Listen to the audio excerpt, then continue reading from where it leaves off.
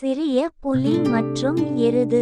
ஒரு முறை ஒரு அழகான காட்டில் ஒரு சிறிய புலி இருந்தது.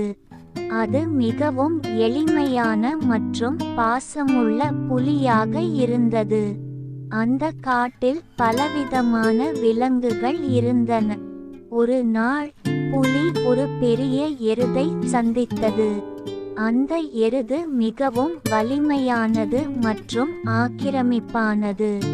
அது மற்ற விலங்குகளை பயமுறுத்தி கொண்டிருந்தது.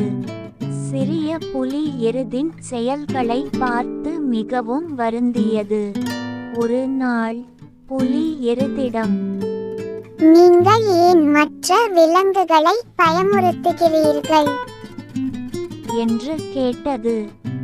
எருது குரல் உயர்த்தி, நான் வலிமையானவனாக இருப்பதாலேயே நான் எதையும் செய்யலாம் என்று சொன்னது. அப்போது புலி மெதுவாக, நல்ல மனசாட்சி மற்றும் பாசத்தால் தான் உண்மையான வலிமை வருகிறது.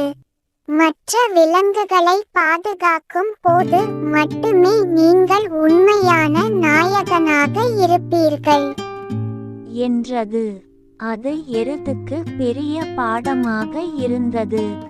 அதன் பிறகு எருது தனது வழியை மாற்றிக் கொண்டு மற்ற விலங்குகளை பாதுகாத்தது மற்றும் பாசத்துடன் நடந்து கொண்டது.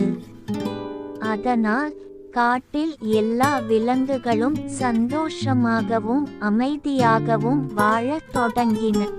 நேர்மை, பாசம் மற்றும் பரிவாக நடந்து கொள்வது எப்படி முக்கியமோ என்பதை கற்றுக் கொடுத்த புலிக்கு எல்லாரும் நன்றி தெரிவித்தனர். இந்த கதை மூலம் புலியும் எருதும் மற்ற விலங்குகளுடன் சேர்ந்து மகிழ்ச்சியுடன் வாழ்ந்தனர்.